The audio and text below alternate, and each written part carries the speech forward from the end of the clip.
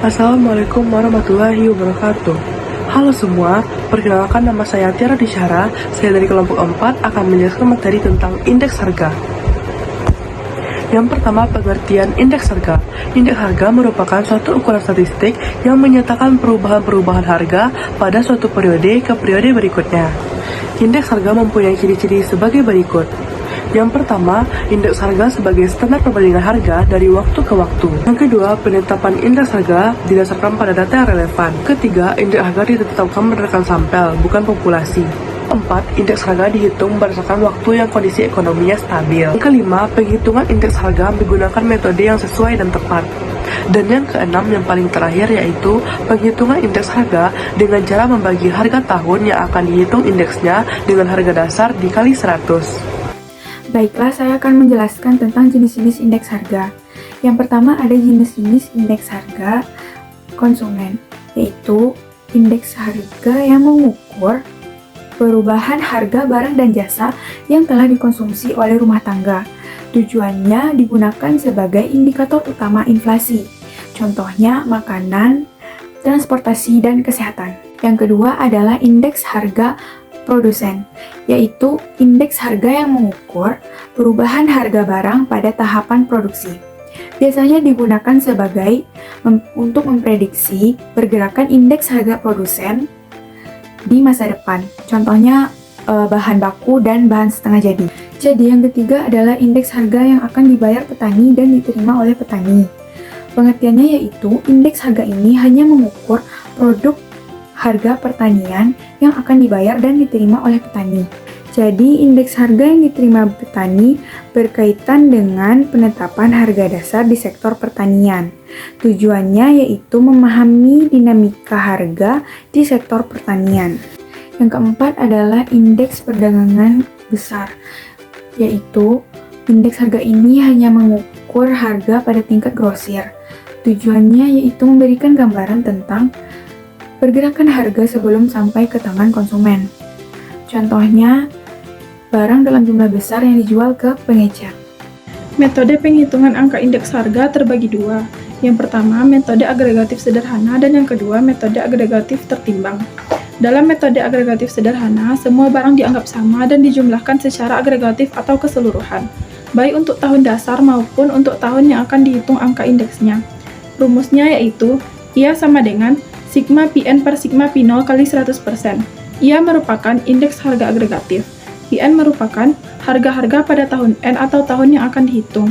P0 merupakan harga-harga pada tahun dasar, sedangkan sigma adalah jumlah. Simaklah contoh soal berikut ini. Perhatikanlah contoh soal berikut ini.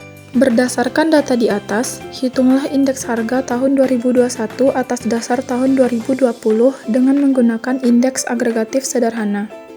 Langkah pertama, jumlahkanlah kolom harga yang ada pada tabel tersebut sehingga kita dapat mengetahui total harga pada tahun 2020 dan tahun 2021.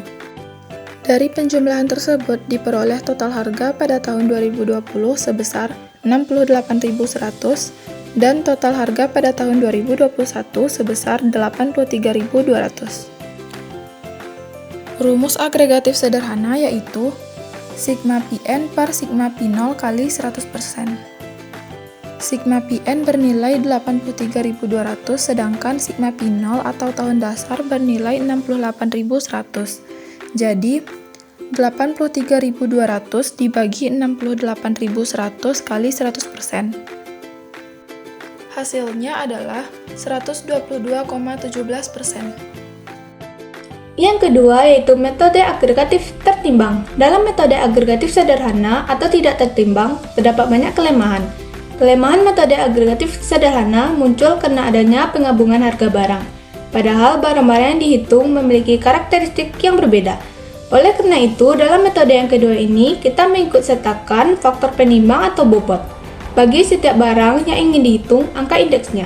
Rumusnya itu Q0N sama dengan sigma W dikali Pn dibagi sigma W dikali P0. Dalam metode penghitungan angka indeks tertimbang, terdapat pendekatan-pendekatan sebagai berikut. Yang pertama, metode Lespeyres.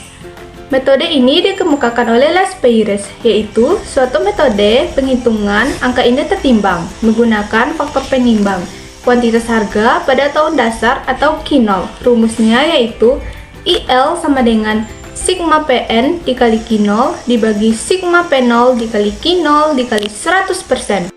Simaklah contoh soal berikut ini.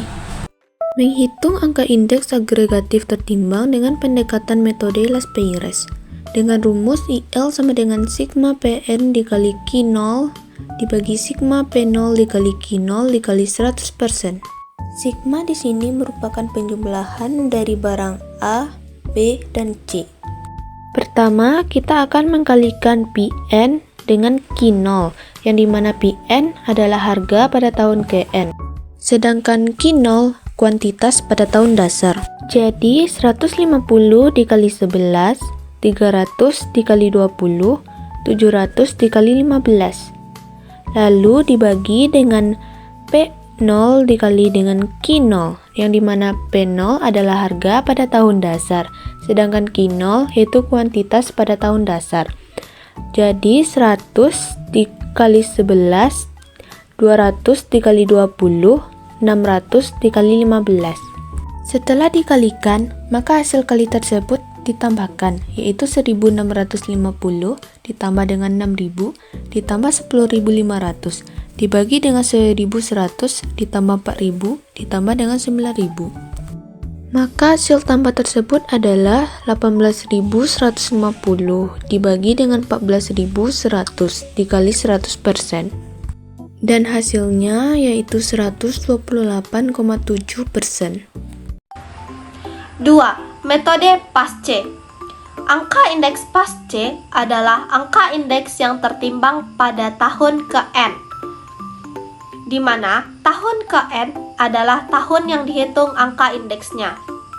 Dengan rumus, IP sama dengan sigma PN dikali Qn per sigma P0 dikali Qn dikali 100%. Dengan keterangan IP adalah angka indeks PASC, PN adalah harga pada tahun ke-N, P0 adalah harga pada tahun dasar, dan Qn adalah kuantitas pada tahun ke-N.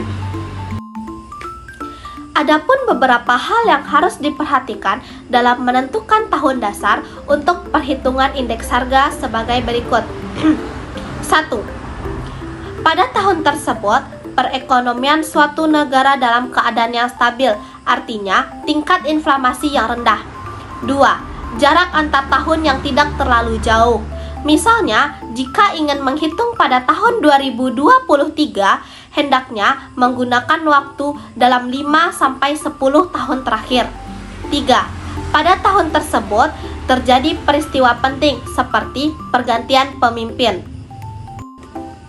Dari dua metode yang telah diberikan, yaitu metode Las Peires dan metode PASC, terdapat suatu kekurangan, yaitu 1. Pada metode Las Peires, hasil perhitungan yang cenderung lebih besar atau average time, di mana jika harga naik, maka kuantitas barang yang diberikan pun akan menurun, yang menyebabkan Q0 lebih besar daripada Qn.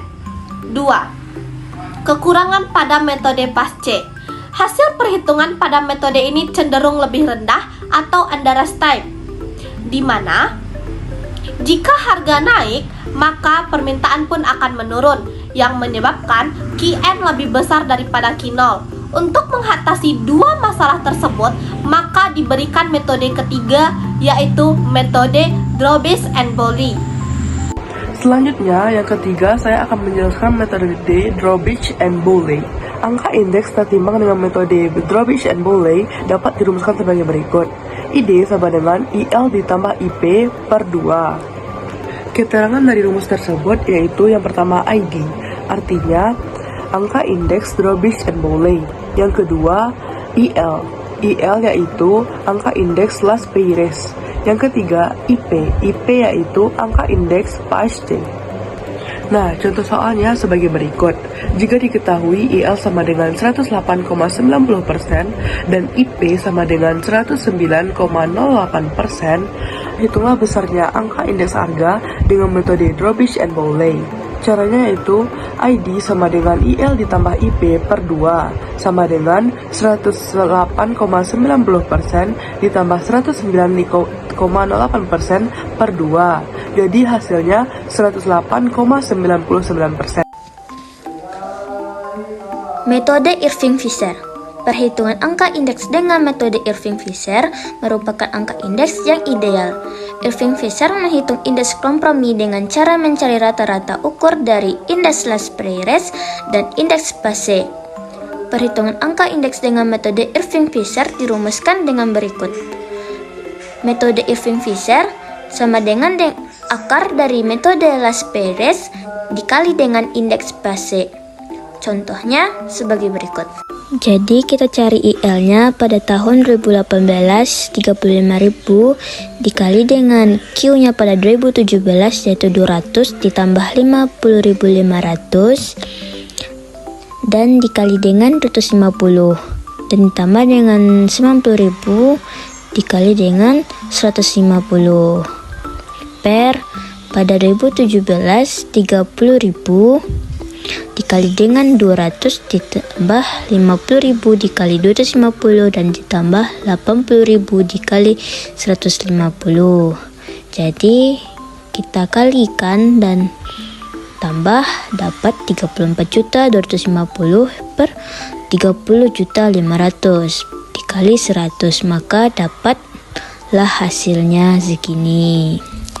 Oke, kita cari yang IP-nya 35.000 dan yang Q-nya yang 2018 ya, jadi 250 ditambah 55.000 dikali 280 dan 90 dikali dengan 190 per 30.000 dikali dengan 250 dan ditambah dengan 50.000 dikali 280 dan ditambah dengan 80.000 dikali 150, maka dapat hasilnya 41.250 per 36.700 kali 100. Oke, jadi kita dapat memasuki rumus IF, akar dari IL dan dikali IP. Masukin hasil tadi dan maka dapat hasilnya adalah 112,35%. Peranan indeks harga dalam perekonomian. Pertama, indeks harga merupakan petunjuk atau barometer dari kondisi ekonomi umum. Contohnya, indeks harga grosir dapat menggambarkan secara tepat tentang tren perdagangan.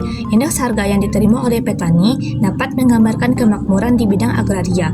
2. Indeks harga umum merupakan pedoman bagi kebijakan dan administrasi perusahaan. 3. Indeks harga dapat dijadikan sebagai deflasi atau deflator, artinya bahwa pengaruh perubahan nilai dapat dihilangkan dengan cara membagi nilai tertentu dengan indeks yang sesuai. 4. Indeks harga dapat dijadikan sebagai pedoman untuk pembelian barang-barang. 5. Indeks harga barang-barang konsumsi dapat dijadikan sebagai pedoman untuk mengatur gaji buruh atau menyesuaikan kenaikan gaji buruh pada masa inflasi. Manfaat perhitungan angka indeks. Yang pertama, untuk mengetahui perubahan harga dari sekelompok barang dan jasa yang pada umumnya dikonsumsi oleh masyarakat. 2. Indeks harga konsumen memungkinkan konsumen untuk menentukan perubahan harga terhadap daya beli. 3. Perubahan indeks harga konsumen dapat dijadikan sebagai indikator terjadinya inflasi dan deflasi. 4. Untuk menentukan target inflasi. 5. Menghitung indeks biaya hidup. Oh, wow!